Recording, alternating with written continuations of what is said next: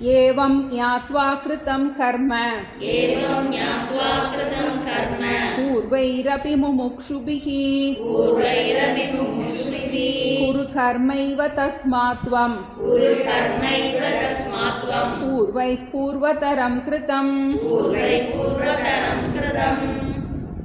பகவான் ஸ்ரீ கிருஷ்ணர் அர்ஜுனன் நிமித்தமாக மனித குலம் அனைத்திற்கும் எல்லா பிரச்சனைக்கும் தீர்வாக இருக்கக்கூடிய ஆத்ம ஞானத்தை பற்றி பேசிகிட்டு இருக்காருங்கிறது பார்த்தோம். 2வது அத்தியாயத்தில் ஆத்ம ஞானத்தையும் கர்ம யோகத்தையும் அறிமுகப்படுத்தினார்.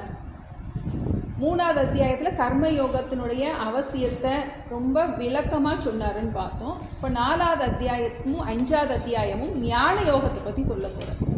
கர்மயோகம்ங்கிறது ஞான யோகத்துக்கு தகுதியை கொடுப்பது. ஞான யோகம் என்பது எல்லா பிரச்சனைக்கும் தீர்வை கொடுக்கக்கூடியது. நம்ம இந்த ஸ்டெப்பு புரிஞ்சுக்கணும். கர்மயோகத்தை செஞ்சு நம்ம ஞான யோகத்தை அடைவதற்கு தகுதியை வளர்த்து கொண்டு ஞான யோகத்தின் மூலமாக எல்லா பிரச்சனைக்கும் தீர்வாக இருக்கக்கூடிய அந்த ஸ்தித பிரஜனாக நம்ம ஆகணும். அதுதான் நம்முடைய லட்சியம். அறம், பொருள், இன்பம், வீடு 4 புருஷார்த்தங்கள் இருக்குது. நம்ம பிறக்கும் போதே நம்ம பிறவிலேயே நமக்கு ஆசை வயப்பட்டு தான் நம்ம பிறக்கிறோம்.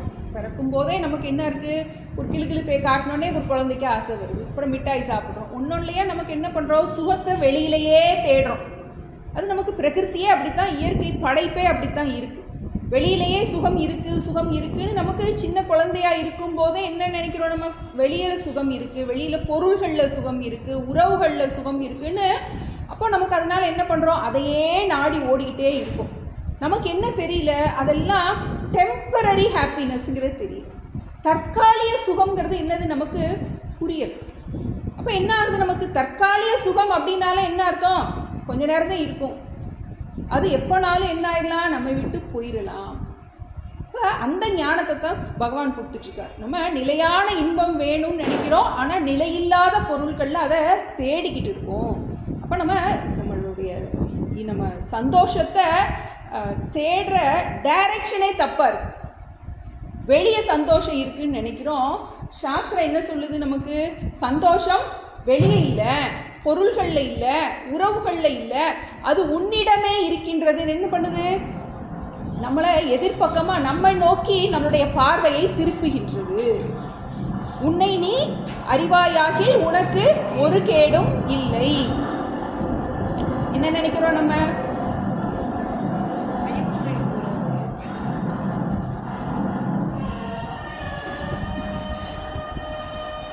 நம்ம என்ன பண்றோம், நம்ம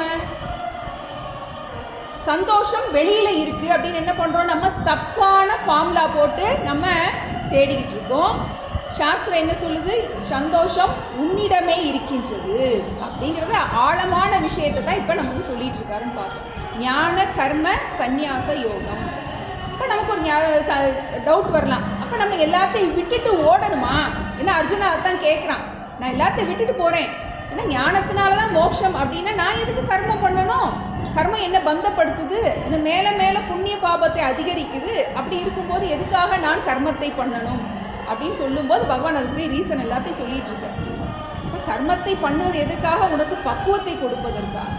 இந்த கர்மத்தை நம்ம எப்படி பற்றில்லாமல் செய்வது. ஏன்னா இப்போ வீட்டில் ஐயோ கீத கிளாஸ்க்கெலாம் போனால் ஐயோ ரொம்ப ஓவராக போயிட்டுருக்கு அப்படின்னு என்ன சொல்லுவாங்க, எங்கே விட்டுட்டு போயிடுவாங்களோ அப்படிங்கிற அந்த ஒரு எண்ணம் வரலாம்.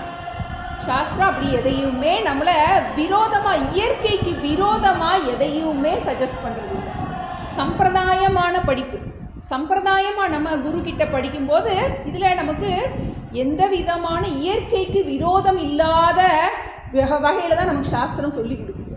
அதான் சொல்கிறார், எடுத்தோடனே இந்த ஞானத்தினுடைய சிறப்பை சொன்னார். இந்த ஞானமானது எப்படி முன்னாடி முற்காலத்தில் இந்த படைப்பின் துவக்கத்திலேயே நான் இதை சொல்லி கொடுத்துட்டேன். அப்போ அதுக்கு பேர் வேதம்னு பேர். அந்த வேதம்னால என்னது, வித் ஞானம். எதை பற்றின ஞானம், நம்மை பற்றின ஞானம். நமக்கு எல்லாமே தெரியும். நமக்கு ஒரு வாட்ச் எப்படி ஓடுதுன்னு தெரியும், ஃபேன் எப்படி ஓடுதுன்னு தெரியும், என்னோடய கிட்னி எப்படி வேலை பார்க்குதுன்னு தெரியும், கண் எப்படி பார்க்குதுன்னு தெரியும், என் லங்ஸ் வேலை பார்க்குறது தெரியும், இன்னும் தவக்காய்க்குள்ளே என்ன இருக்குதுன்னு தெரியும், மீனுக்குள்ளே என்ன இருக்குது எல்லாம் தெரியும். எப்படி நிம்மதியாக இருப்பது தெரியாது. ஏன்னா அந்த படிப்பு நமக்கு இல்லை. நம்மளுடைய வெஸ்டர்ன் எஜுகேஷனில் என்ன அதை பற்றின சிலபஸே அவுட் ஆஃப் சிலபஸாக இருக்குது. இப்போ பகவான் இதை நான் ஏற்கனவே சொல்லி கொடுத்துட்டேன் அப்படிங்கிறார். நான் இதை சூரியனுக்கு சொன்னேன், சூரியன் மனுவுக்கு சொன்னான், மனு இக்ஷ்வாவுக்கு சொல்கிறான். இப்படி ராஜ ரிஷிகளுக்கு என்ன ஆயிடுச்சு, இதை நாங்கள் சொல்லி கொடுத்துட்டே தான் இருந்திருக்கோம். ஏன்னா ஒரு ராஜாவை நம்ம எஜுகேட் பண்ணிட்டோம்னா என்ன ஆகும்னா அந்த பிரஜைகள் எல்லாருமே அதை ஃபாலோ பண்ணிடுவாங்க. பார்ப்போம், அசோக சக்கரவர்த்தி பௌத்தத்துக்கு போன உடனே நாடே பௌத்தமாச்சு அப்படின்னு பார்க்குறோம். நம்ம சமணர்கள் பார்க்குறோம், ராஜாக்கள் நம்ம பார்க்குறோம். சைவத்தில் எப்படி சமணத்திலேருந்து ஒரு ராஜா சைவம் ஆனால் உடனே நாடே என்ன ஆயிரும், அந்த இதுக்கு மாறி. அந்த தர்மத்தை நிலைநாட்டுபவர்களாக யார் இருந்திருக்காங்க, இந்த ராஜாக்கள் தான் இருந்திருக்காங்க. அந்த ராஜாக்கள் ரிஷிகளாகவும் இருந்திருக்காங்க. அதனால தான் ராஜ ரிஷிகி அப்படின்னு சொன்ன உடனே அவன் ஒரு கேள்வி கேட்டான், நீ இப்போ தான் பிறந்த, முன்னாடியே சொன்னேன்னா அதுக்கு என்ன அர்த்தம் அப்படின்னு கேட்கும்போது நான் தன்னுடைய அவதார ரகசியத்தை சொல்கிறார் பகவான். நான் ஏற்கனவே நிறையா வாட்டி நானும் பிறந்திருக்கேன், நீயும் பிறந்திருக்க, எனக்கு என்னுடைய அவதாரங்கள் தெரியும், உனக்கு உன்னுடைய பிறப்பு தெரியாது அப்படின்னு சொல்லிட்டு இன்னொரு முக்கியமான வரம் சொன்னார். என்னையும் என்னுடைய அவதாரத்தையும் யார் புரிந்து கொள்கின்றார்களோ அவர் மோட்சத்தை அடைகிறார். ஒரு பொடி வச்சு பேசினார். தெரிஞ்சுக்கிறதுனால என்ன அர்த்தம், பகவான அவதாரத்தை தெரிஞ்சுக்கிறால் எனக்கு என்ன கிடைக்க போகுது அப்படின்னு சொல்லும்போது தன்னுடைய அவதார மகிமையை சொன்னார். இப்போ இறைவன் நிர்குணமாகவும் இருக்கிறார், சகுணமாகவும் இருக்கிறார். மேலான தத்துவத்தை அப்படி கொஞ்சம் கொஞ்சமாக கூட்டிகிட்டு போகிறார்.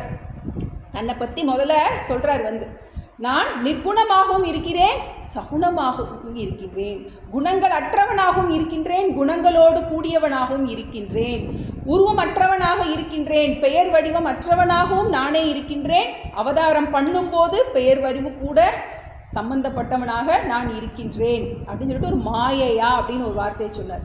மாயா சக்தியின் காரணமாக நான் மீண்டும் மீண்டும் பிறப்பெடுக்கின்றேன், அவதரிக்கின்றேன் அப்படின்னு சொல்லிட்டு எப்பெல்லாம் அவதாரம் உண்டாகின்றது அப்படின்போது, எப்பெல்லாம் தர்மம் தாழ்ந்து அதர்மம் மேலோங்குகின்றதோ அப்பெல்லாம் நான் என்ன பண்ணுறேன், நான் பிறப்பித்து கொள்கின்றேன் தர்மத்தை ஸ்தாபனம் பண்ணும் பொருட்டு. எப்பெல்லாம் மக்கள் மறந்து போயிடுறாங்களோ, நிம்மதிக்கான வழியை மறந்து போய் அப்படி போகத்திலே போயிடுறாங்களோ அப்போல்லாம் என்ன பண்ணுறோம் பார்ப்போம். பூமாதேவி போய் அழுவான்னு பார்ப்போம். நம்ம அந்த காலத்தில் படத்துலலாம் பார்ப்போம். என்ன ரொம்ப பூலோகத்தில் இது பாரம் தாங்க முடியல, அதர்மம் மேலோங்கி விட்டது, அவதரிக்கின்ற நேரம் வந்து விட்டது அப்படின்னு. அது என்னது, ஒரு சிஸ்டம். நம்ம சிஸ்டமே என்ன பண்ணுது, நமக்கு அதை கிளென்ஸ் பண்ணுது. ஒரு இம்யூனிட்டி, நமக்கு ஒரு வைரஸ் உள்ளே போகணுன்னு என்ன பாடியை என்ன பண்ணுது, ஒரு காய்ச்சலை உண்டாக்கி அதை வெளியே தள்ளுற மாதிரி இயற்கை அந்த காஸ்மிக் லா என்ன பண்ணுது, அதே ஒரு மேலான சக்தியை, பேராற்றலை வெளிப்படுத்தி என்ன பண்ணுது, தர்மத்தை ஸ்தாபிக்கின்றது அப்படின்னு பார்த்தோம். அப்புறம் அவர் தன்னுடைய படைப்பை சொல்லிட்டு இருந்தார். 4 வர்ணங்களை நான் படைத்தேன். அதான் பார்த்துட்டு இருக்கோம். நமக்கு 4 வர்ணங்கள்னா தொழில் குழுக்கள்: பிராமண, சத்திரிய, வைஷ்ய, சூத்ர. ஒரு சமுதாயத்தை நன்றாக ஒரு எந்த விதமான தங்கு தடை இல்லாமல் ஒரு சமுதாயம் நடக்கணும்னா இந்த 4 விதமான பிரிவில் மக்கள் கண்டிப்பாக தேவை. இப்போ இதை நம்ம பிறப்பின் அடிப்படையில் வச்சுக்கலாம், தொழில் அடிப்படையில் வச்சுக்கலாம், குணத்தின் அடிப்படையில். இதை 3 விதமாகவும் இருக்கலாம். நமக்கு இந்த பிரிவினை பிறப்பின் அடிப்படையில், தொழில் அடிப்படையில், குணத்தின் அடிப்படையில். நமக்கு பிறப்புங்கிறத மாற்ற முடியாது, பிறப்பின் அடிப்படைங்கிறத மாற்ற முடியாது. தொழிலையும் குணத்தையும் என்ன பண்ணலாம், நம்ம மாற்றிக்கலாம். நமக்கு எந்த பிறவியில் பிறந்திருந்தாலும் நம்ம குணத்தின் அடிப்படையில் மேலான குணத்தை அடைவது தான் நம்மளுடைய லட்சியம். நம்ம எந்த குடும்பத்தில் பிறந்திருக்கலாம், எந்த தொழில்னாலும் பண்ணுறவங்களாம் இருக்கலாம். ஆனால் குணம் என்னவா இருக்கணும், நமக்கு சத்வ ரஜஸ் தமஸ் அந்த ஈக்குவேஷன் பார்த்தோம். நம்ம எப்படி சத்திரியர்களுக்கு எப்படி இருக்கும், பிராமணர்களுக்கு எப்படி இருக்கும். பிராமணக அப்படின்னாலே பிரம்மத்தை அறிந்தவன் பிராமணன். அதான் நம்முடைய லட்சியம். பிரம்மத்தை அறிந்தவனா தன்னை பரம்பொருளாக யார் உணர்ந்து கொள்கின்றானோ அவன்தான் உண்மையிலேயே குண பிராமணன். நமக்கு அதனால் மற்ற வர்ணங்கள் பற்றிலாம் நமக்கு என்னது, இதெல்லாம் நம்ம கன்ஃபியூஸ் பண்ண வேண்டிய தேவையில்லை. ஒன்று நம்ம நல்லா தெரிஞ்சுக்கணும், பகவான் எந்த வர்ணத்தையும் உயர்வு தாழ்வுன்னு சொல்லவே இல்லை. இதெல்லாம் இப்போ அரசியல்வாதிகள் இட்டு கட்டுற கதை. நம்ம இவன் உயர்ந்தவன் அவன் தாழ்ந்தவன்கிறது என்னது, எல்லாமே ஒரு உடலில் உள்ள உறுப்பு மாதிரி தான். தலையும் முக்கியம், வயிறு முக்கியம், கை முக்கியம், கால் முக்கியம், எல்லா பகுதியும் முக்கியம், கிட்னி முக்கியம். எல்லா பார்ட்டும்ல முக்கியம். நமக்கு கிட்னி வேலை பண்ணலைன்னா என்ன ஆகுதோ, இல்லை அது வந்து டர்ட்டி ஆர்கன் அப்படின்னு நம்ம சொல்லிட முடியாது. அது அசுத்தமாக கழிவெல்லாம் நீக்கிறது. அது வந்து கீழான 1 நாள் இல்லாமல் இருக்க முடியுமா நம்மளால்?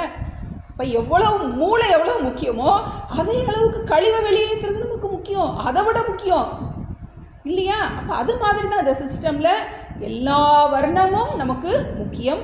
இதில் இடையில நமக்கு உயர்வு தாழ்வு என்பது கற்பிக்கப்பட்டுவிட்டு அது ஒரு துரதிருஷ்டம். ஆனால் நம்ம சாஸ்திரத்தில் பகவான் வந்து இந்த வர்ணம் உயர்ந்தது இந்த வர்ணம் தாழ்ந்ததுங்கிறத சொல்லவே இல்லை. சாஸ்திரம் எல்லாரையும் சமமாக பார்க்க சொல்லி தான் இன்னும் நம்ம பார்க்க போகிறோம். எப்படி வந்து வித்யா வினய சம்பன்னே பிராமணே கவி ஹஸ்தினி சுனி செய்வ ஸ்வபாக்கேச்ச பண்டிதா சமதர்ஷினக.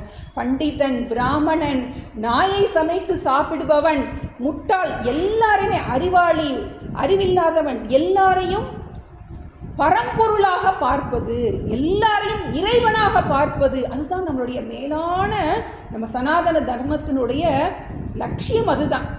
நம்ம ஏதோ தொலைச்சிட்டோம். அப்போ தான் தொலைக்கும் போதால் என்னது, யதாகி தர்மசிய கிளானிர் பவதி. அப்பப்போ எங்கே பார்த்தாலும் கீதை கிளாஸ் நடக்குது. இப்போ பார்க்குறோம் நம்ம, நான் கேட்குறேன் நீ கேட்குறேன்னு என்னது, எப்படியோ அது என்னது ரிவைவ் ஆகிடுது. கொரோனா வந்தாலும் வந்துச்சு, நமக்கு வாட்ஸ்அப்லாம் வந்ததுனால வந்துச்சு.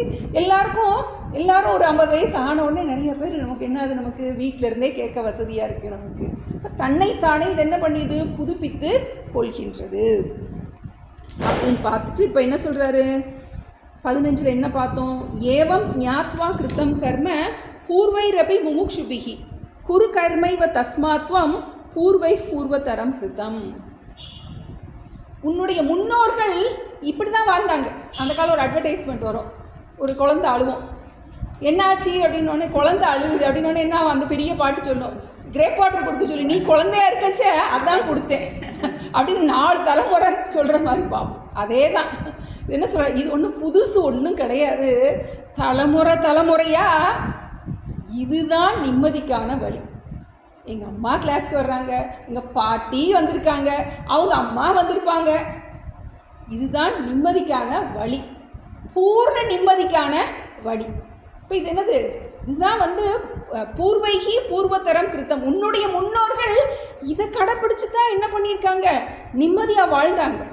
அதனால குரு கர்மைவ, நீயும் என்ன பண்ணாத, விட்டுட்டு ஓடணும்னு நினைக்காத, உன்னுடைய கடமையை விட்டுட்டு போகணும்னு நினைக்காத. வாழ்க்கை போர்க்களமாக தான் இருக்கும், விட்டுட்டுலாம் ஓடாத. ஆனால் நான் உனக்கு என்ன சொல்லி கொடுக்குறேன், உனக்கு எப்படி நீச்சல் தெரிஞ்சிட்டா, நீச்சல் தெரிஞ்சவனுக்கு ஸ்விம்மிங் பூலில் என்ன பண்ணலாம், ஜாலியாக விளையாடலாம். நீச்சல் தெரியலன்னா என்ன பண்ணணும், நம்ம வந்து பயந்துக்கிட்டே இருக்கணும், நம்மளால் என்ன பண்ண உள்ளே போக முடியும்.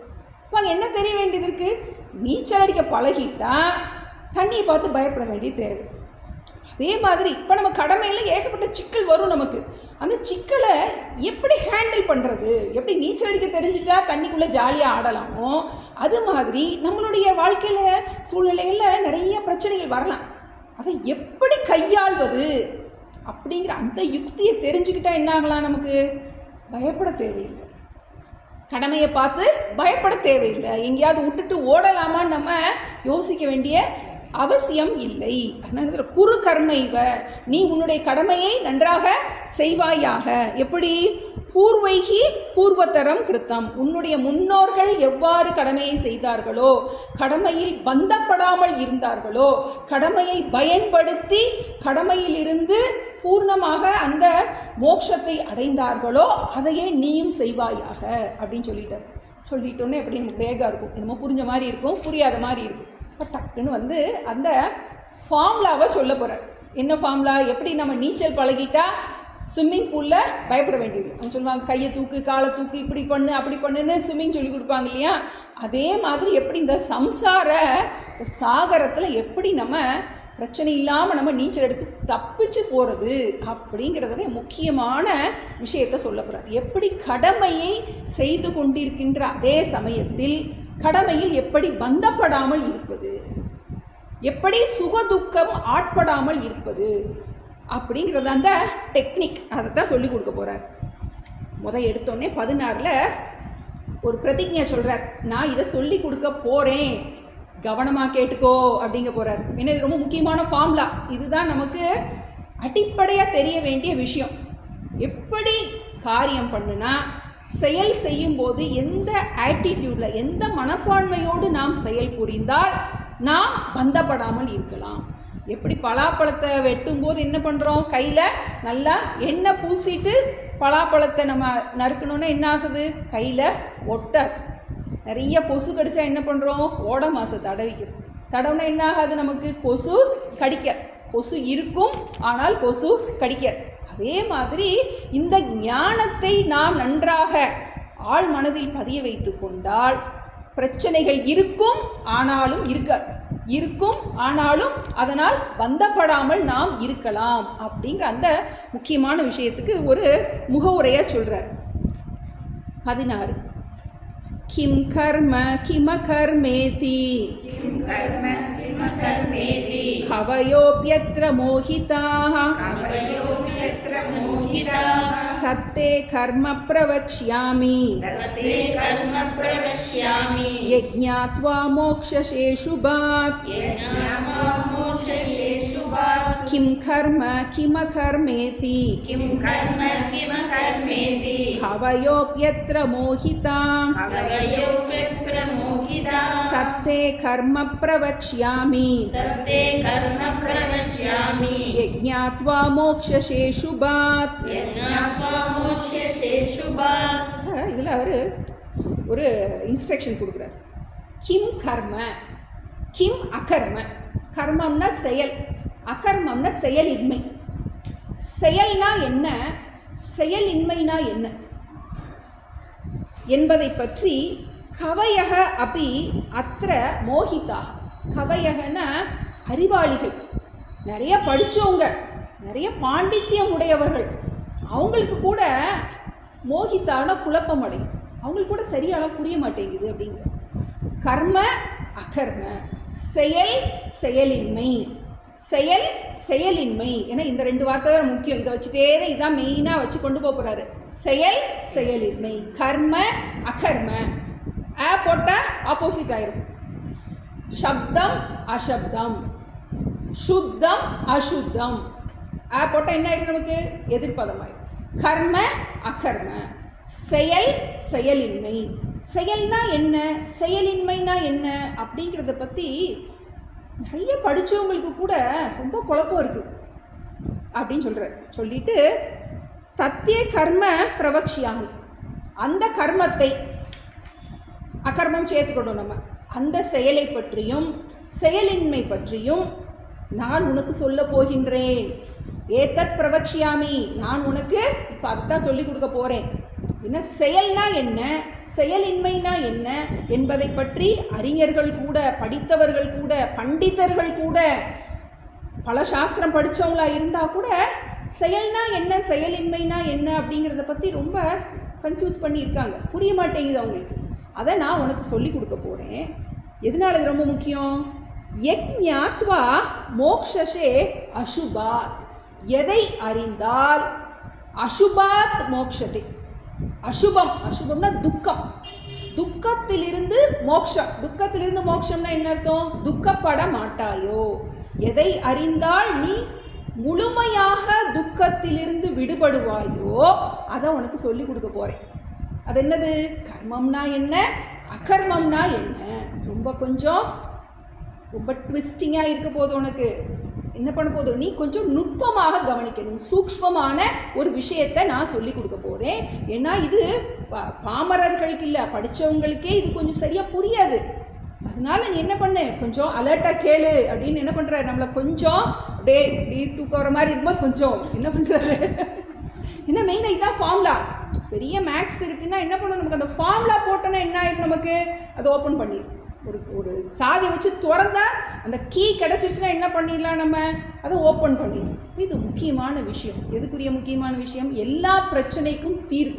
மோக்ஷசே அசுபா, அசுபம், எல்லா துக்கத்திலிருந்தும் உன்னை விடுவிக்கக்கூடிய அந்த ஞானத்தை உனக்கு நான் சொல்ல போகின்றேன் அப்படின்னு சொல்லிட்டு இன்னொரு அடுத்த ஸ்லோகத்துலேயும் அதனுடைய முக்கியத்துவத்தை சொல்கிறார்.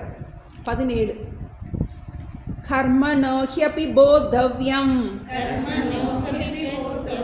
போத்தவ்யம் ச விகர்மணஹ अकर्मणश्च बोद्धव्यम् गहना कर्मणो गतिः कर्मणो ह्यपि बोद्धव्यम् बोद्धव्यं च विकर्मणः अकर्मणश्च बोद्धव्यम् गहना कर्मणो गतिः என்னென்னலாம் சொல்ல போகிறேன் அப்படின்னு ஒரு லிஸ்ட் கொடுக்குறார். கர்மணக அப்பி போத்தவ்யம், கர்மத்தை உனக்கு நான் போத்தவ்யம்னா உபதேசப்பட வேண்டியது, நீ அறியப்பட வேண்டியது. எதெல்லாம் நீ அறிஞ்சிக்கணும்? கர்மத்தை பற்றி நீ அறிந்து கொள்ள வேண்டும். போத்தவ்யம் ச விகர்மணக, புதுசாக ஒன்று கொண்டு வர, விகர்மணக போத்தவ்யம் ச விகர்மணக. ஏற்கனவே 2 சொன்னார், கர்மம் அகர்மம்னு சொன்னார். இப்போ இன்னொன்று சொல்கிறாரு விகர்மம். 3 கர்மம், கர்மம் அகர்மம் விகர்மம். கர்மம்னா என்ன பார்த்தோம்? செயல். அகர்மம்னா செயலின்மை. விகர்மம்னா விரோத கர்மம். விரோத கர்மம்னா என்னது? செய்யக்கூடாத கர்மம், விபரீத கர்மம். நீ என்ன செய்யணும், செயலின்மை நான் என்ன, நீ செய்யக்கூடாதது என்ன. இப்போ நீ ஏன்னா நம்ம ஆக்ஷன், நம்மளால் என்ன பண்ண முடியாது, ஒரு நிமிஷம் கூட செயல்படாமல் இருக்கவே முடியாது. அப்போ என்ன செய்யணும், என்ன செய்யக்கூடாது, செயலற்று இருப்பதுனா என்ன, இந்த 3 பற்றி நீ தெரிஞ்சுக்கிடணும் அப்படிங்கிற சொல்கிறார். கர்மணோஹ்யபி போத்தவ்யம், கர்மத்தை பற்றி நீ தெரிந்து கொள்ள வேண்டும். போத்தவ்யம் ச விகர்மணக, என்ன செய்யக்கூடாதுங்கிறத நீயே தெரிஞ்சுக்கிடணும். அகர்மணச்ச போத்தவ்யம், செயலின்மையை பற்றியும் நீ தெரிந்து கொள்ள வேண்டும்.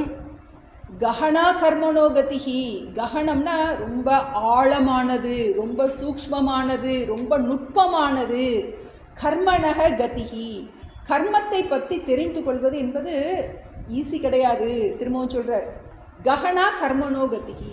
ஏன்னா செயல் அப்படிங்கும்போது நமக்கு நிறைய டவுட் வரலாம். இப்போ நமக்கு ஒரு வெற்றிக்கு காரணம் ஈஸ்வர அனுகிரகமா நம்மளுடைய பிரயத்தனமா அப்படின்னு டவுட் வரும். நிர்ணயம் பண்ண முடியாது நம்மளால். நம்ம சொல்கிறோம் 2மே அப்படிங்கிறோம். 2ல் எது முக்கியம் நம்ம கேட்போம். 2ல் எது முக்கியம், இதெல்லாம் என்ன பண்ண முடியாது, நம்மளால் ஆன்சர் பண்ண முடியாது. இப்போ நம்ம புண்ணிய பாபம் அப்படிங்கிறோம். எப்பயோ பண்ண கர்மாவுக்கு இப்போ எதுக்கு எனக்கு தண்டனை கொடுக்கணும் அப்படின்னு கேட்கலாம். அப்பப்போ கொடுத்துடலாம்ல. எப்பயோ என்னமோ நான் பண்ணினேன்னா அதுக்கு இப்போ போட்டு என்னை அடி வாங்கினா, என்னை அடித்தா என்ன அர்த்தம்? அப்போ பண்ண தப்புக்கு அப்போவே அடிக்கலாம்ல. இதெல்லாம் நமக்கு ஆன்சர் கிடையாது. இதில் ஈஸ்வரனுடைய நெட்வொர்க். ஏன்னா இப்போ நம்மளை ஒரு 100 விதை இருக்கலாம். விதை என்ன பண்ணுறோம், நம்ம போடுறோம். எந்த விதை முளைக்கும் தெரியாது,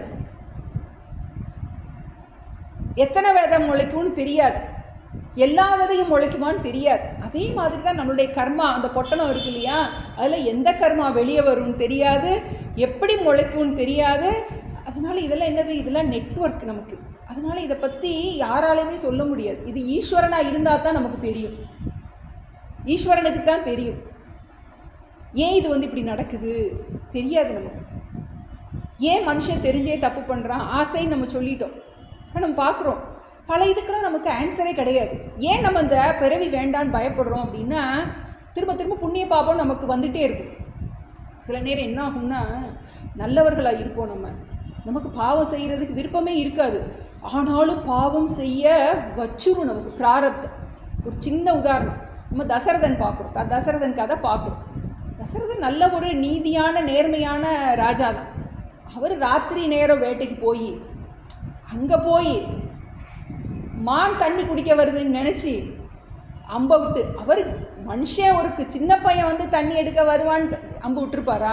விட்டுருக்க மாட்டேன். அது பிராரப்தம். இப்போ எங்கே நமக்கு எப்படி, அவருக்கு அதில் அவனை கொல்லணுங்கிற எண்ணமே கிடையாது. ஆனால் அந்த அம்பு போய் அவனை தைக்கணும்னு இருந்திருக்கு. அதனால தான் என்ன பண்ணுறோம், இதெல்லாம் இந்த ஆட்டைக்கு நான் வரலை அப்படிங்கிறதான் என்ன பண்ணுறோம். ஆதலால் பிறவி வேண்டேன், நீ எப்போ என்ன பிரச்சனை வரும்னு எனக்கு தெரியாது. அதனால இந்த பிறவி சக்கரத்தில் நிறைய பார்க்கலாம். நம்ம நம்மளை எப்படி இந்த பிராரப்தம் நம்மளை சிக்க வைக்குது. திரௌபதி அவள் எந்த தப்புமே பண்ணலை. ஏன்னா அந்த தர்ம நிர்ணயங்கள்லாம் நம்மளால் ஆன்சரே கொடுக்க முடியாது.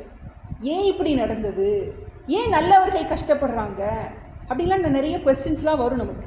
இது அதனால தான் சொல்ல கஹனா கர்மனோ கதிகி. கர்மத்தை பற்றி தெரிஞ்சுக்கிறது சாதாரண விஷயம் கிடையாது. ஏன்னா இது வந்து ஈஸ்வரனுடைய நெட்வொர்க். ஈஸ்வரனுக்கு தான் இதனுடைய அர்த்தம் தெரியும். ஏன் எனக்கு இந்த மாதிரி நடக்குது, பலதுக்கு ஆன்சர் கிடையாது. ஒய் மீ நிறைய பேர் கேட்பாங்க. இந்த பார்க்குறோம் நம்ம நிறைய அந்த ஸ்பெஷல் சில்ட்ரன் வச்சுருக்க பேரண்ட்ஸ்லாம் பார்க்கும்போது அவங்களுடைய எல்லாம் நினைக்கும் போது நம்மளுடைய பிரச்சனைலாம் எதுவுமே கிடையாது. இப்போ ஏன் அவங்களுக்கு அப்படி நடக்குது, ஏன் அந்த பேரண்ட்ஸுக்கு அந்த மாதிரி நடக்குது, கேள்விக்கு பதில் கிடையாது. அதனால தான் சொல்ல கஹனா கர்மனோ கதிகி. இப்போ நான் என்ன சொல்ல போகிறேன், கர்மத்தை பற்றியும் அகர்மத்தை பற்றியும் விகர்மத்தை பற்றியும் 3 பற்றி நான் சொல்ல போகிறேன் அப்படின்னு சொல்லிட்டு ரொம்ப முக்கியமானது இந்த 18வது ஸ்லோகம். இதுதான் நமக்கு ரொம்ப சாரம். இதில் தான் முக்கியமாக சொல்கிறார் வந்து 18 கர்மண்ய கர்மயः பஷ்யேத் அகர்மணி ச கர்மயः சபுத்திமான் மனுஷ்யேஷு சயுக்த கிருத்ஸ்ன கர்மகிருத் கர்மண்ய கர்மயः பஷ்யேத் அகர்மணி ச கர்மயः சபுத்திமான் மனுஷ்யேஷு சயுக்த கிருத்ஸ்ன கர்மகிருத்.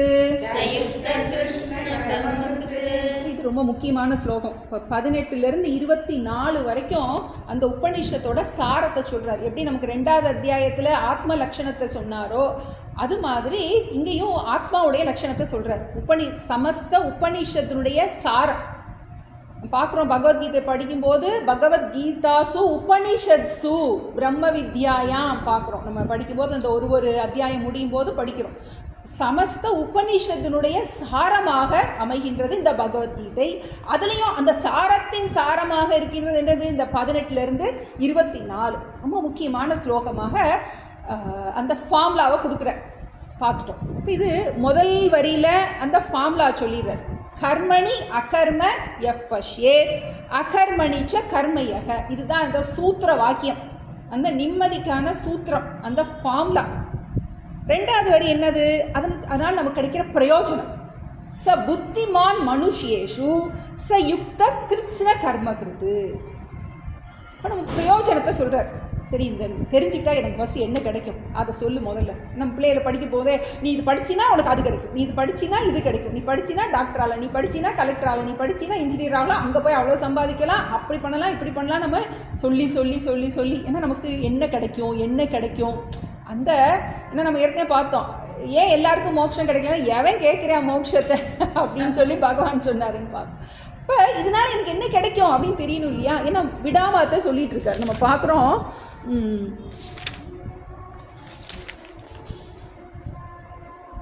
14வது ஸ்லோகத்தில் சொல்கிறாரு, கர்மபிகி ந பத்தியத்தை. என்ன பிரயோஜனம் தான் கிடைக்கும்னு சொல்லியிருக்காரு இதே அத்தியாயத்தில் 14ல் 2வது வரி. இந்த கர்மத்தை அறிந்தவன் ந பத்தியத்தை, என்ன பண்ண மாட்டான், பந்தப்பட மாட்டான் ஃபஸ்ட்டு. அடுத்து என்ன சொன்னார் 16ல், யஜ்ஞாத்வா மோக்ஷசே சுபா.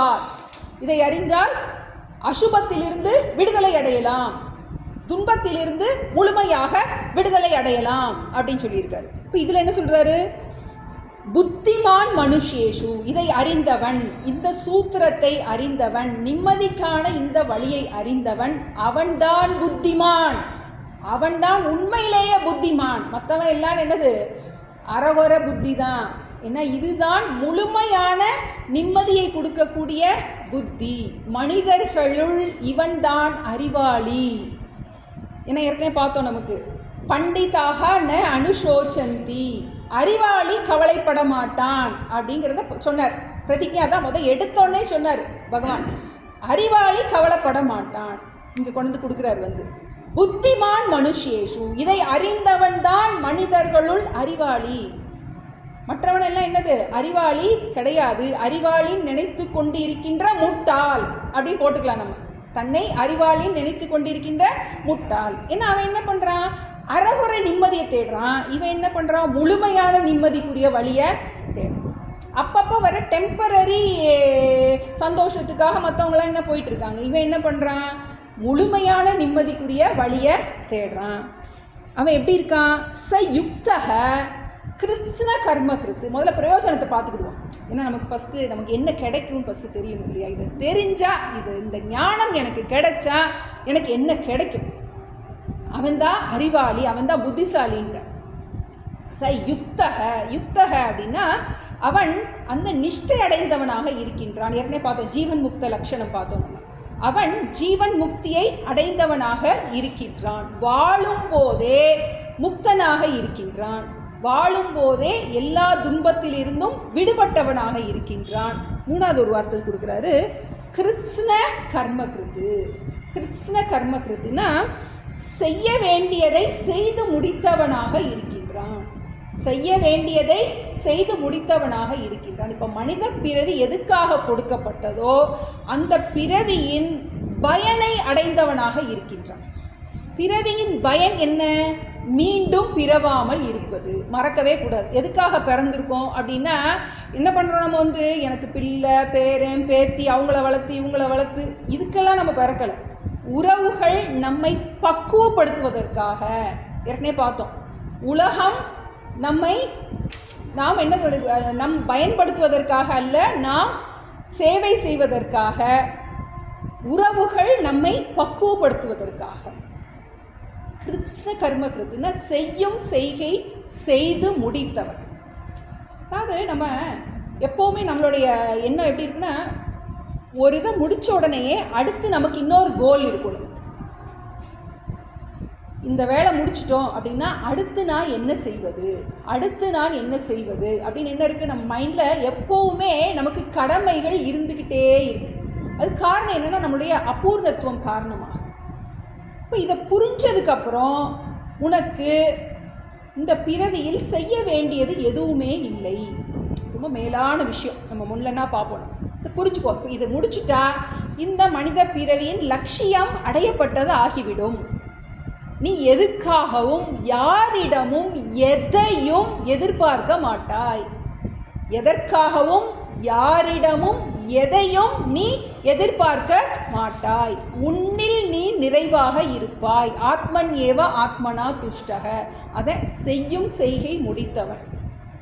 முதல் இதுக்கு போகும். கர்மணி அகர்ம எஃப் பஷ்ய. சரி, இது எப்படி எனக்கு கிடைக்கும்?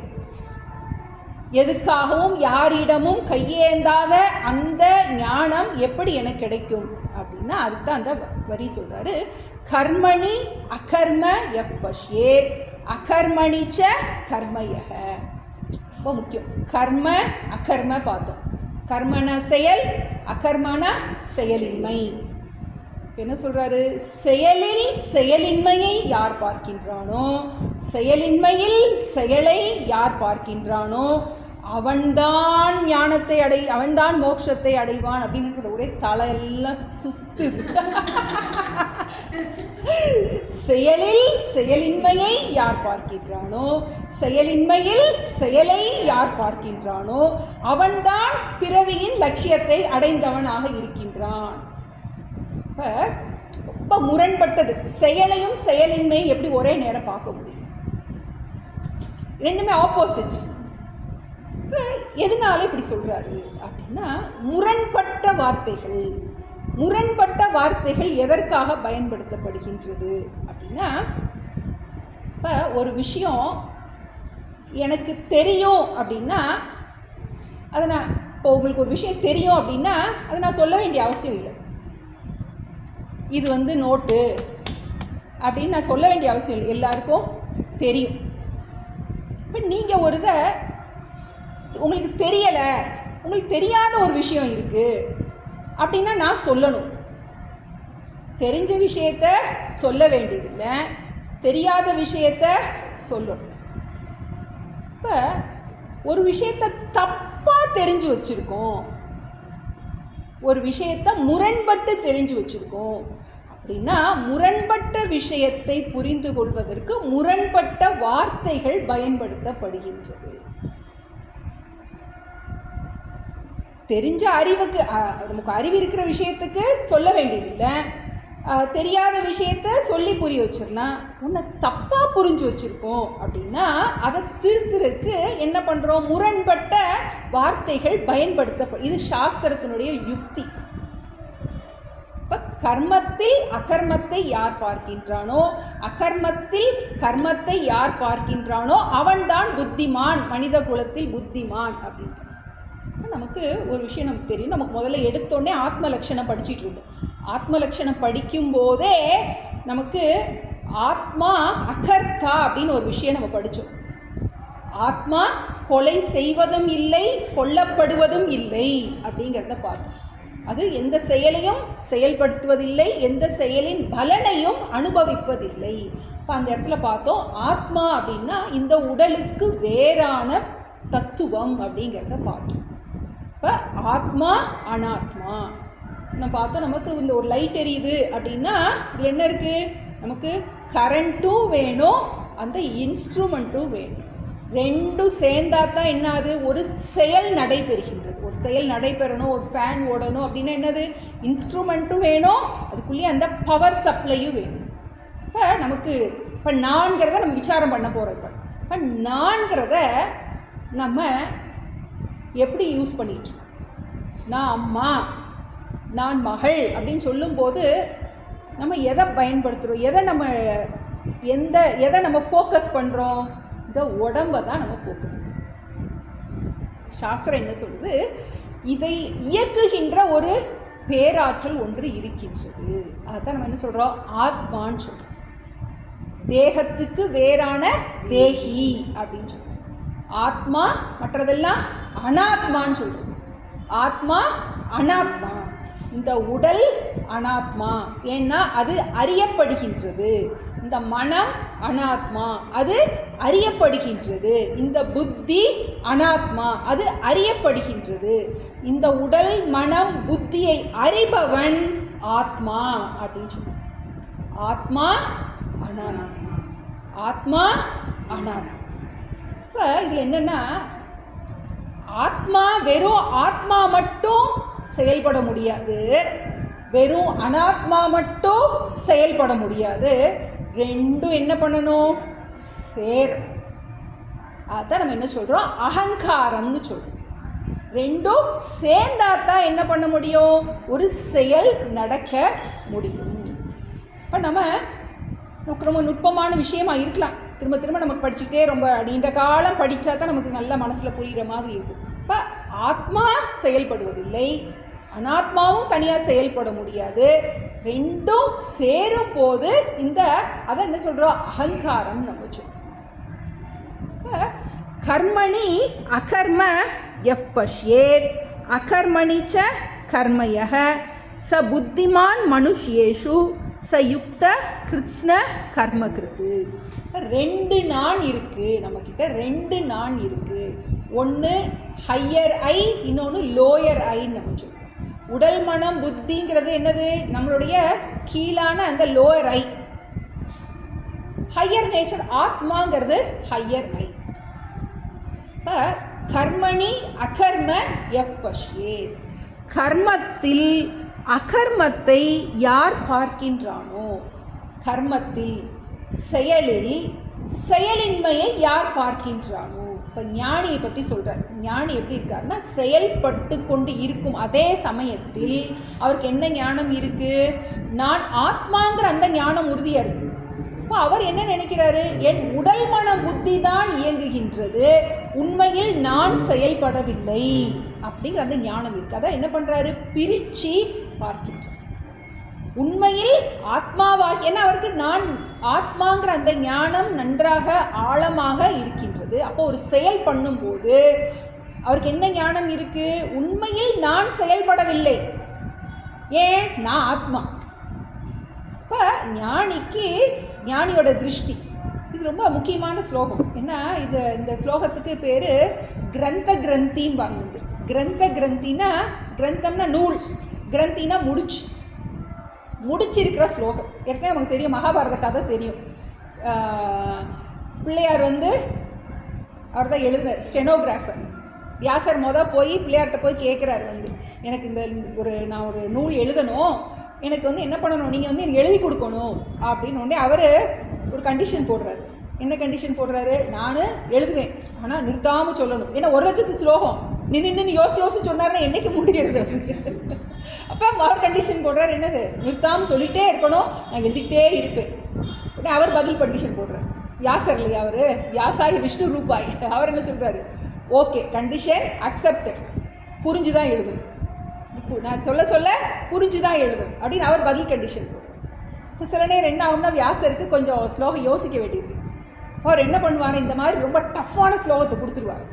டஃப்பான ஸ்லோகத்தை கொடுத்து பிள்ளையார் வந்து கொம்பு சொறி வச்ச ஸ்லோகம் அவர் யோசிச்சுட்டு இருக்கும்போது என்ன பண்ணிக்கிறாரு, கொஞ்சம் இவர் வந்து அவர் பதில் அதுக்குரிய அர்த்தத்தை யோசிச்சுட்டு இருக்கும்போது இவர் நிறையா ஸ்லோகத்தை கடகடன்னு மைண்டுக்குள்ளே யோசிச்சுடுவார். அப்படிப்பட்ட ஸ்லோகங்கள் மகாபாரதத்தில் சில இருக்குது. அதில் ஒரு ஸ்லோகம் இது. நம்ம ஏற்கனவே 2வது அத்தியாயத்தில் 2 ஸ்லோகம் ஏற்கனவே படிச்சிருக்கோம். ஞாபகம் இருக்கா என்னென்ன ஸ்லோகம்னு? நாசத்தோ வித்யதே பாவக நாபாவோ வித்யதே சதக உபயோரபி திருஷ்டோந்தக துவனயோகோ தத்துவதரிசி. இல்லாததற்கு இருப்பு கிடையாது, இருப்பது இல்லாமல் போகாது, இரண்டையும் பகுத்து அறிபவனே தத்துவதரிசி அப்படின்னு அது ஒன்று பாரு. இன்னொன்று நமக்கு 2வது அத்தியாயத்துலன்னு இருக்குது. யானிஷா சர்வபூதானாம் எஸ்யாம் ஜாகிரதி சம்யமி எஸ்யாம் ஜாகிரதி பூதானி சாணிஷா பஷ்யத்தோ முனி. எதில் ஞானி விழித்திருக்கின்றானோ அதில் அஞ்ஞானி தூங்கிக்கிட்டு இருக்கான், எதில் அஞ்ஞானி தூங்கிட்டு இருக்கானோ அதில் ஞானி விழித்திருக்கான். என்ன அர்த்தம்? ஞானி ஞானத்தோடு இருக்கேன், அஞ்ஞானி அஞ்ஞானியாக இருக்கான். அப்போ இது ஒரு கொம்பு சொறி வச்ச ஸ்லோகம். அதே மாதிரி இது கர்மண்ய கர்ம யப் பஷ்யேத் அகர்மணி ச கர்மயக ச புத்திமான் மனுஷேஷு ச யுக்த கிருத்ஸ கர்ம கிருத்து. செயலின்மையில் செயலை யார் பார்க்கின்றானோ, செயலில் செயலின்மையை யார் பார்க்கின்றானோ அவன் புத்திமான். இப்போ முதல் வரி ஞானியை குறிக்கின்றது, 2வது வரி அஞ்ஞானியை குறிக்கின்றது. ஞானியினுடைய செயலில் செயலின்மையை, ஞானி செயல் புரிந்தாரும் அவர் செயல் புரியாதவராக இருக்கின்றார். இப்போ என்ன எதுக்காக இதை சொல்லிட்டு இருக்காரு அப்படின்னா, அர்ஜுனனை அவர் நீ காரியம் பண்ணு அப்படிங்கிறார். காரியம் பண்ணினாலும் எப்படி இதனுடைய பலனில் ஒட்டாமல் காரியம் பண்ணுறது. ஏன்னா அது பலன் வந்து நம்ம பலனில் வந்து நம்ம பற்று வச்சுட்டோம் அப்படின்னால என்ன ஆகும், புண்ணிய பாபம் வந்துடும். புண்ணிய பாபம் வந்துட்டா என்ன ஆகும், பிறவி வந்துடும். பிறவி வந்துட்டா எங்கே சிக்குவோம் நமக்கு தெரியாது. தசரதர் மாதிரி எங்கேயாவது போய் அம்பை விட்டு என்ன பண்ணிடலாம், நமக்கு ஏதாவது வந்துடலாம், நமக்கு நிர்ணயம் கிடையாது. அதனால என்ன பண்ணுறோம், நமக்கு நான் அகர்த்தா என்கின்ற ஞானத்தோடு காரியம் பண்ணுன்னு சொல்ல வர்றார். நான் ஆத்மாவாகிய நான் அகர்த்தா, உண்மையில் நான் செயல் புரிவது இல்லை. இந்த உடல் மன புத்தி தான் என்ன பண்ணுது, செயல் புரிந்து கொண்டு இருக்கின்றது. இந்த ஆத்மாவினுடைய சாநித்தியத்தில் எப்படி வந்து சூரியன் வந்து எந்த காரியம் பண்ணுறதில்லை, ஆனால் சூரியனுடைய பிரகாசத்தில் எல்லாம் என்னது செயல் புரிகின்றது. காலையில் வந்து சூரியன் வந்து யாரும் எந்திரின்னு வந்து எழுப்பி விடுறது கிடையாது வந்து, ஆனால் வந்து என்னது அதனுடைய சாநித்தியத்தில் என்னது எல்லா காரியம் நடக்கின்றதோ அதுபோல ஆத்மாவினுடைய அனுகிரகத்தினால் இந்த உடல் மனம் புத்தி இயங்கிக் கொண்டு இருக்கின்றது. இதை யார் புரிந்து கொள்கின்றானோ, அகர்மணிச்ச கர்மயக, செயலின்மையில் செயலை. அகர்மணி இது வந்து அஞ்ஞானியை குறிக்கின்றது. அஞ்ஞானி வந்து நான் ஒன்றும் செய்யலை அப்படின்னாலும் அவன் வந்து கர்த்திருத்துவ புத்தி கையில் வச்சுருக்கான். நான்கிற அந்த அகங்காரம் அவனுக்கு இருக்குது. அதனால அவன் ஒன்றும் செய்யலை அப்படின்னு சொன்னால் கூட அவன் பந்தப்பட்டு தான் இருப்பான். அவன் நான் ஒரு காரியம் பண்ணலை அப்படின்னாலும், இப்போ அர்ஜுனன் இருக்கான், அவன் நான் யுத்தத்துக்கு போகலை அப்படின்னு சொல்கிறான். அப்படி சொன்னால் கூட அவன் என்ன நினச்சிட்டு இருக்கான், தன்னை உடம்பானது புத்தியாக நினச்சிட்டு இருக்கான். எனக்கு அவன் எதனால் போக மாட்டேங்கிறான், எனக்கு பாவம் வந்துடும் சொல்லிட்டு போக மாட்டேங்கிறான். குருவையும் சிஷ்யர் இவரையும் கொன்னா தாத்தாவையும் கொன்னா எனக்கு பாவம் வந்துடும் அப்படின்னு அவனுக்கு என்ன இருக்குது, அந்த ஒரு எண்ணம் இருக்குது. ஆனால் நம்ம என்ன பார்க்குறோம், ஆத்மா அகர்த்தா, உண்மையில் ஆத்மா எந்த விதமான காரியத்திலும் செய்வதில்லை, எந்த விதமான காரியத்தினாலும் அது ஒட்டப்படுவதில்லை. எப்படி நம்ம பார்க்குறோம், நம்ம டிவி ஸ்க்ரீன் பார்க்குறோம். டிவி ஸ்க்ரீன் வந்து அதில் என்னென்னமோ காட்சிகள் வருது, வெள்ளம் வருது, ஆனால் என்ன ஆகுது, அதனால் அது தொடப்படாததாக இருக்கின்றது. அதுபோல் ஆத்மா செயல் புரிவது போல் காட்சியளித்தாலும் உண்மையில் அது எந்தவித செயலையும் செய்வது இல்லை. இதை யார் நன்கு புரிந்து கொள்கின்றானோ அவன் புத்திமான். இதை நல்லா பிரித்து அறிபவன். இதுதான் நம்ம வாழ்க்கையுடைய லட்சியம். டஃப்பாக இருக்கிற மாதிரி இருக்கும். இன்னும் இதைத்தான் மேலே நல்லா அவர் எக்ஸ்பிளைன் பண்ண போகிறார். இப்போ இப்போ நம்ம இதில் உண்மையாக தெரிய வேண்டியது என்ன? 2 நான் இருக்குது. ஒரு சின்ன நான், ஒரு பெரிய நான். ஆத்மாவாகிய நான், அனாத்மாவாகிய நான். நம்ம எப்போ எந்த நான்லேயே நிற்கிறோம், பயன்படுத்திக்கிட்டே இருக்கோம்? இந்த உடல் மனம் புத்திங்கிற அகங்காரத்தோடு இணைத்து கொண்டு நான் அம்மா, எனக்கு பிள்ளைங்க இருக்குது, எனக்கு இந்த பிரச்சனை இருக்குது, எனக்கு உறவுகள் இருக்குது, எனக்கு இந்த கஷ்டம் இருக்குதுன்னு என்ன பண்ணுறோம்? நம்ம இந்த சின்ன நான் நினச்சிக்கிட்டு இருக்கேன். சாஸ்திரம் என்ன சொல்லுது? இதை பார்க்கும் நீ இதுக்கு வேறானவன், உனக்கு எந்த விதமான செயலிலும் ஒட்டாதவனாக இருக்கின்றாய். இது ஒன்றுதான் உனக்கு துன்பத்திலிருந்து விடுபட வழி. எந்த ஒன்று? நான் என்னை ஆத்மான்னு புரிஞ்சுக்கிறேன். எத்தனை பிரச்சனை வந்தாலும் நான் பாதிக்கப்படாதவனாக இருக்கின்றேன். அந்த பிரச்சனைகளை பார்க்கும் நான் இந்த பிரச்சனைகளுக்கு வேறானவன். இந்த செயல்களை செய்யும் நான் இவற்றிற்கு வேறானவனாக இருக்கின்றேன். இந்த ஞானம்தான் நமக்கு முக்கியம் அப்படிங்கிற இந்த ஞானத்தோடு நீ உன்னுடைய குடும்பத்தில் இருக்க எல்லா பிரச்சனைகளையும் நீ அணுக தொடங்கினா அதனால் நீ பந்தப்பட மாட்ட அப்படிங்கிற. ஏன்னா நம்ம வெளியில் மாற்றங்களை தேடிக்கிட்டே இருக்கோம். உண்மையில் அறிவில் உனக்கு ஏற்படுகின்ற மாற்றம்தான். அதனால தான் புத்திமான் மனுஷேஷு. நமக்கு இங்கே தேவை என்ன? அறிவில் ஏற்பட வேண்டிய அந்த மாற்றம். என்ன அறிவில்? நான் என்பதை பற்றிய அறிவில். எம்ஜிஆர் பாட்டு இருக்கு, உன்னை அறிந்தால் நீ உன்னை அறிந்தால் உலகத்தில் போராடலாம். அதான் அப்படியே சார வேதாந்தந்த உன்னை நீ அறிவாயாகில் உனக்கு ஒரு கேடும் இல்லைன்னு கைவலை நாணயத்தை பாடினதை தான் எம்ஜிஆர் பாட்டில் நம்ம பார்ப்போம். எம்ஜிஆர் பாட்டு தானே அது? அதே தான். தன்னை அறிய தனக்கு ஒரு கேடில்லை. அப்போ உன்னை நீ பிரித்து பாரு. உன்னிடம் செயலாற்றுகின்ற ஒரு நான் இருக்கு, செயலாற்றாத ஒரு நான் இருக்கு. ஆத்மா உண்மையில் செயல்படுவது இல்லை. இந்த உடல் மனம் புத்தி தான் என்ன பண்ணிட்டு இருக்கு? செயல்பட்டு கொண்டு இருக்கின்றது. இந்த உடல் மனம் புத்தி இருக்கிறது வரைக்கும் கண்டிப்பாக துன்பம் இருக்கும். அதில் பூர்ணமான நிம்மதி உனக்கு வரவே வராது. உடம்புலையும் சரி, மனதிலையும் சரி, புத்தியிலையும் சரி. எவ்வளோதான் படித்தாலும் இன்னும் படிக்காதது நிறையா இருக்கும். இதை படிச்சிட மாட்டோமா, அதை படிச்சிட மாட்டோமான் நல்ல விஷயமா இருந்தால் கூட அதில் என்ன பண்ண முடியாது? பூர்ணத்துவம் உனக்கு கிடைக்காது. அதனால தான் சொன்னார் கிருத்ஸ்ன கர்மகிருத்து. கிருத்ஸ்ன கர்மகிருத்துனா பூர்ணத்துவம். மற்றதுலனா உனக்கு பூர்ணமான நிறைவு வரவே வராது. உன்னை நீ ஆத்மான்னு புரிஞ்சுக்கிட்டா நீ நிறைவாக இருப்பாய். எந்த விதமான குறை ஒன்றும் இல்லாமல் இருப்பாய். இல்லாட்டி என்ன பண்ணு? குறை ஒன்றும் இல்லை, இருந்தாலும் எனக்குன்னு பாடணும். இல்லாட்டி இதுதான் முழுமையான நிம்மதிக்கு உரிய வழி. ரொம்ப முக்கியமான ஸ்லோகம். நம்ம இன்னொரு இதை சாண்ட் பண்ணிடுவோம். கிம் கர்ம கிம கர்மேதி கவயோப்யத்ர மோஹிதாः தத்தே கர்ம பிரவக்ஷ்யாமி யஜ்ஞாத்வா மோக்ஷசே சுபாத் கர்மணோ ஹ்யபி போத்தவ்யம் போத்தவ்யம் ச விகர்மணः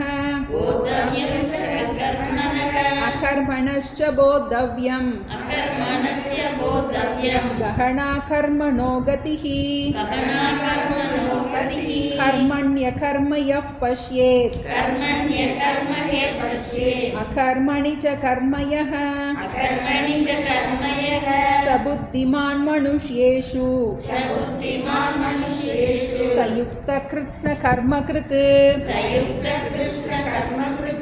ஓம் பிரபன்ன பாரிஜாதாய தோத்ர வேத்ரேகபாணயே ஞானமுத்ராய கிருஷ்ணாய கீதாமிருததுகே நமः. ஓம் சர்வே பவந்து சுகினः சர்வே சந்து நிராமயாः சர்வே பத்ராணி பஷ்யந்து मा कश्चित् दुःखभाग् भवेत्। ॐ शान्ति शान्ति शान्तिः। हरिः ॐ श्रीगुरुभ्यो नमः। हरिः ॐ सर्वं कृष्णार्पणमस्तु।